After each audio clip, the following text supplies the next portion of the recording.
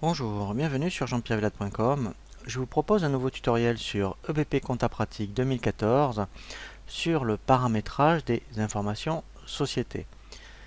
C'est vraiment la première chose à faire lorsque vous avez créé votre dossier, avant de créer votre plan comptable, les journaux, de saisir des factures fournisseurs et factures clients. La première chose à faire, après avoir créé votre dossier, c'est de bien paramétrer les informations société. Cette option, vous la retrouverez dans le menu Paramètres et ici, vous avez Information Société. Nous allons donc activer toutes les options obligatoires pour bien ensuite utiliser votre logiciel EBP Compta. Première chose, dans les coordonnées, dans la création de dossier, on met, je dirais, certaines informations. Ici, vous allez pouvoir compléter toutes les informations nécessaires concernant tout ce qui est administratif. Ensuite, au niveau information administrative, ici, c'est là que vous allez indiquer votre SIRET, le code APE, le capital éventuellement. Très important, les informations de TVA. Donc ici, vous allez indiquer quel type de société vous êtes. Alors, effectivement, hein, vous voyez, il n'y a pas beaucoup de choix. Si vous êtes, admettons, en SARL, ça sera autre redevable. Très important ici, pour pouvoir faire votre déclaration de TVA, il va falloir indiquer ici les informations concernant le numéro de dossier, le CDI. Alors, toutes ces informations, vous les trouvez sur la déclaration de TVA. Le REOF TVA, c'est tout ce qui est référence obligatoire fiscale pour la TVA. Il suffit de contacter le centre des impôts qui vous donnera votre référence fiscale si vous voulez télétransmettre après votre déclaration de TVA. Vous allez indiquer après ici effectivement votre régime. Donc là, il faudra indiquer si vous êtes mensuel, trimestriel, tout ce qui, au régime normal ou simplifié par exemple. Voilà, et le mode de calcul de TVA. Donc là, un petit rappel, vous avez trois modes, je dirais, de TVA. Soit au débit, lorsque vous êtes à la facturation, vous tenez compte de la TVA lorsque vous émettez vos factures ou vous recevez les factures clients. Les encaissements, c'est l'inverse. C'est lorsque vous recevez vos règlements ou vous réglez vos fournisseurs. Et mixte, eh bien, comme son nom l'indique, donc là nous allons prendre cet exemple pour après faire, je dirais, des tutoriels pour vous montrer comment générer la TVA aux encaissements, décaissements, et notamment si vous êtes, admettons, au négoce, mais également tout ce qui est prestation de service, où donc là, effectivement, en fonction des factures, soit ça sera la TVA au débit ou aux encaissements. Tout ce qui est information au niveau de l'IS, donc là pareil, c'est une référence fiscale qu'il suffit de demander aux impôts pour pouvoir éventuellement ensuite télétransmettre votre déclaration à l'IS. Alors, ça, paramétrage EDI, ce n'est pas obligatoire. C'est éventuellement si vous voulez télétransmettre votre déclaration de TVA, eh bien, si, admettons, vous cochez télétransmettre les déclarations, et là, effectivement, vous allez indiquer, je dirais, les renseignements du déclarant. Donc, si c'est l'entreprise, voilà, ben, il suffira de recocher vous, et puis là, automatiquement, il reprendra les informations que vous avez mis dans les coordonnées. Si vous avez mandaté votre expert comptable ou un autre tiers, et bien là, il faudra indiquer les coordonnées. L'intermédiaire, donc là, effectivement, si il y a un partenaire, mettons EDI, et bien vous le cocherez et vous indiquerez les coordonnées du partenaire. Là, effectivement, il faudra indiquer alors le numéro d'agrément du partenaire EDI, et si vous passez par EBP, et bien là, qui passe par un portail qui s'appelle jedéclare.com, vous aurez un login, un mot de passe de la part de BP. Vous pouvez aussi éventuellement avoir ce qu'on appelle un organisme de gestion agréé. Bien là, si c'est eux qui s'en occupent, il faudra cocher ici l'organisme agréé, et là vous mettrez les informations concernant votre centre de gestion. Le représentant fiscal, donc là ce n'est pas obligatoire, hein, c'est éventuellement s'il y a un liquidateur par exemple. Le logo non plus, enfin autant c'est intéressant pour tout ce qui est gestion commerciale ou devis facturation, mais pour la comptabilité ce n'est pas très important.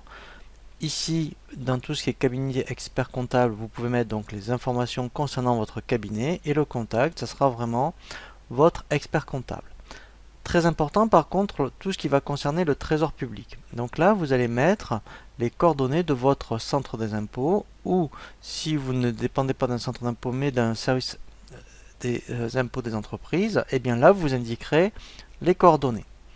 Donc une fois qu'on est passé à toutes ces informations administratives, on va vraiment voir maintenant toutes les options d'ordre comptable. Donc au niveau des à nouveau. Alors les à nouveau, hein, c'est lorsque vous clôturez un exercice, il va générer des à nouveau. Donc moi je vous conseille de laisser avec détail. Alors à la création d'un exercice, c'est pas, vous pouvez prendre plutôt à la clôture d'un exercice. Et ici vous pouvez, admettons, automatique au changement d'exercice courant, c'est-à-dire que c'est lui-même après qui va le mettre à jour automatiquement. Alors si par contre vous démarrez une nouvelle activité, effectivement, hein, lorsqu'on démarre une société, il n'y a pas d'à nouveau. Ce n'est vraiment que quand on a au moins un an d'exercice.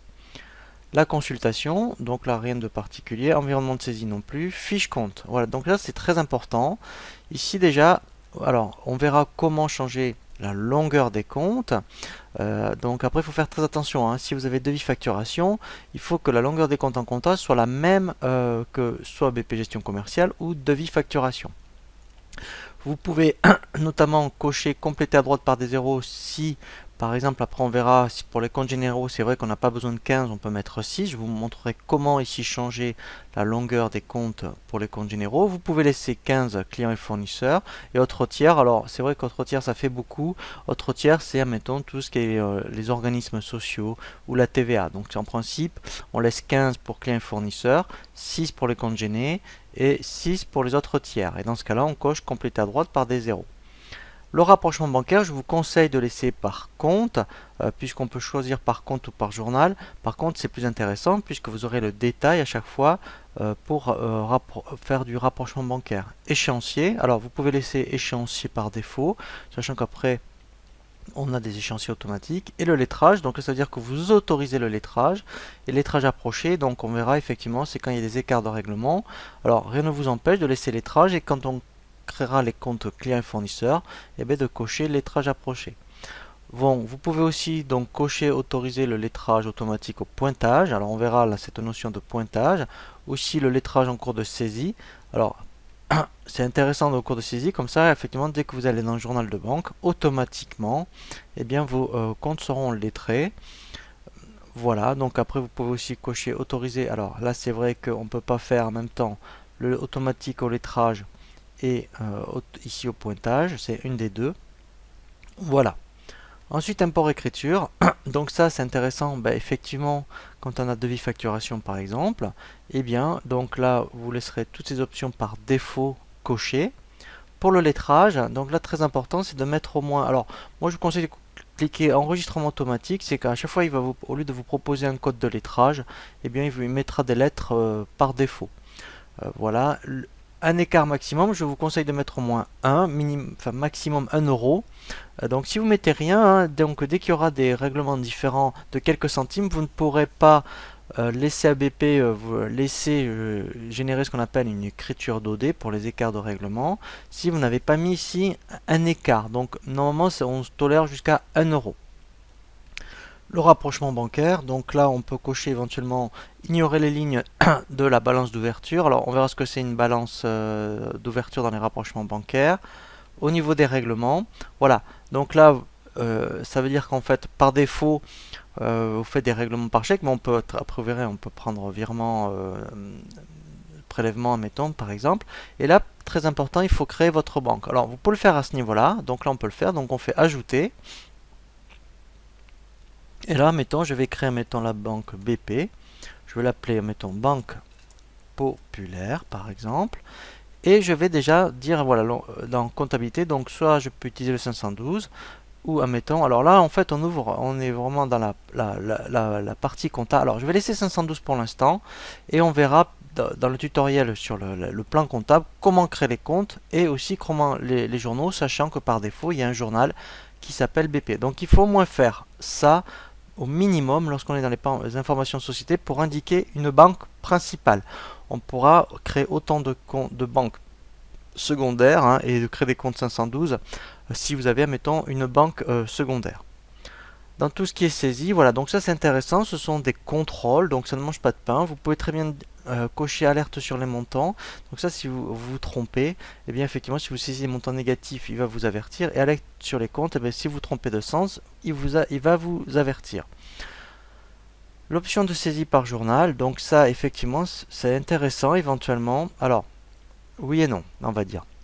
Si vous cochez enregistrement automatique dès l'équipe de l'écriture, ça veut dire qu'effectivement, s'il y a un journal qui n'est pas équilibré, si vous cochez cette option, eh bien lui va forcer le journal et le journal sera équilibré. Alors c'est un peu dangereux parce que si vous revenez pas de suite ou dès le lendemain dans le journal, vous en souviendrez plus et vous aurez un journal équilibré. Si vous ne le cochez pas, eh bien en fait, ça veut dire que vous ne pouvez pas sortir du journal tant qu'il n'est pas équilibré. Le journal par défaut, vous pouvez très bien dire, ben moi je veux commencer systématiquement, par exemple, par le journal des achats. Le compte d'équilibrage, et bien là effectivement, vous pouvez éventuellement dire que vous voulez équilibrer alors, une écriture si vous voulez sortir éventuellement par un compte d'attente, ça sera le compte 471. La saisie guidée, donc ça, pareil, admettons, vous faites, alors on verra un tutoriel sur la saisie guidée, puis vous créez un guide et vous ne vous souvenez pas d'un compte, et alors que votre guide est fini, vous pouvez très bien indiquer un compte d'attente, justement pour terminer votre guide, et lorsque vous connaîtrez le compte en question, vous reviendrez dans votre guide, vous changerez le compte 471 par le compte, je dirais, correspondant. Ici, voilà, pareil, si quand vous utilisez un guide et que l'écriture n'est pas équilibrée, vous pouvez dire, ben moi je vais utiliser mon compte d'équilibrage, qui sera le compte 471 que j'ai mis dans l'onglet saisie, pour pouvoir utiliser mon guide. La saisie pratique, donc là tout est mis par défaut. Alors on verra un tutoriel sur qu'est-ce que la saisie pratique pour les achats, les ventes et la banque principale. Le transfert comptable, donc là effectivement c'est quand on récupère des écritures soit de devis facturation ou de BP gestion commerciale par exemple, vous pouvez dire, admettons, que toutes vos écritures, alors si vous laissez blanc elles seront en mode brouillard, hein, moi je vous le conseille, sinon elles seront en mode simulé. Donc en fait au moins vous verrez, elles sont en bleu, vous verrez tout ce qui a été en même temps importé. Ensuite, ça je vous conseille de le cocher, ça veut dire que en fait si vous autorisez la déliaison d'écriture, vous aurez la main sur toutes les écritures que vous avez importées, soit de devis facturation, BP gestion commerciale, alors que si vous ne le cochez pas, tout ce qui est importé n'est pas modifiable. Voilà, donc si vous êtes trompé dans devis facturation, par exemple dans les affectations comptables, ben, il faudra générer des écritures d'OD, vous ne pourrez pas les modifier. Je vous conseille de cocher récupérer automatiquement les écritures à l'ouverture d'un dossier, comme ça systématiquement quand vous lancerez BP Compta, eh bien, il va récupérer automatiquement vos écritures de devis facturation. Et là, vous pouvez aussi, si vous avez devis facturation notamment, eh bien, dès que vous créez un compte en compta, il va le synchroniser avec devis facturation. Alors, je parle bien sûr, hein, surtout des comptes clients et fournisseurs. Les ventes comptoirs, eh bien là, c'est quand on est commerçant. Donc là, il y a vraiment les comptes par défaut, et là éventuellement il faudrait créer voilà, tout ce qui est carte bancaire, un journal admettons CB, donc on verra dans la création de journaux pour tout ce qui est carte bancaire. Les fonctionnalités disponibles, donc ça on les a vu à la création du dossier, voilà, donc par défaut elles sont activées. Si vous estimez que la saisie pratique vous en servirez jamais pour les ventes comptoirs, vous pouvez très bien la décocher, voilà, et elle en fait, cette fonctionnalité va se désactiver du logiciel et on peut la réactiver à tout moment. Voilà, donc il n'y a pas d'incidence. Voilà, donc ensuite très important, le paramétrage pour la numérotation. Donc là, en fait, c'est la numérotation des journaux. Donc là, il faut vraiment commencer par 1 pour les achats. Pour les ventes, par contre là, effectivement, vous l'enlèverez et vous mettrez dans le journal de vente vos numéros de facture, puisque c'est vos numéros de facture qui fait foi. Et là, après, effectivement, eh bien, la trésorerie, au niveau des journaux, il va incrémenter un numéro. Pour les clients et fournisseurs, donc là, c'est par rapport au compte. Alors, ça n'a rien à voir avec le compte comptable. C'est quand vous créez une fiche fournisseur, qu'on peut retrouver dans le devis facturation. Au niveau du code, il mettra, mettons, CL003, etc., etc. Alors, ça n'a pas d'incidence, puisque le compte comptable sera bien 411 et le nom du client est 401 et le nom du fournisseur. Voilà, donc là après ce sont des informations par défaut et ensuite voilà, synchronisation, voilà. Donc juste un aparté, si vous avez devis facturation et compta pratique, il faut s'assurer que les deux je dirais, logiciels sont liés. C'est pour ça que moi je vous conseille, si vous avez devis facturation pratique et compta pratique, d'installer les deux logiciels l'un à la suite de l'autre, et comme ça il va les détecter et il va vous proposer de les lier automatiquement. Sinon, si vous installez devis facturation plus tard, il faut venir ici et cliquer sur l'option lier de nouveau dossier pour aller lier après devis facturation pratique. Voilà, et là en fait, voilà, donc ça c'est pas grave, c'est pour le numéro TVA Intracom. Voilà, donc là on a bien paramétré toutes les options avant, justement, de ce qu'on va voir dans les prochains tutoriels. Créer les journaux, créer les comptes, et nous verrons après effectivement toute la partie saisie. Je vous dis à très bientôt sur jeanpierrevillatte.com pour un nouveau tuto sur BP Compta Pratique.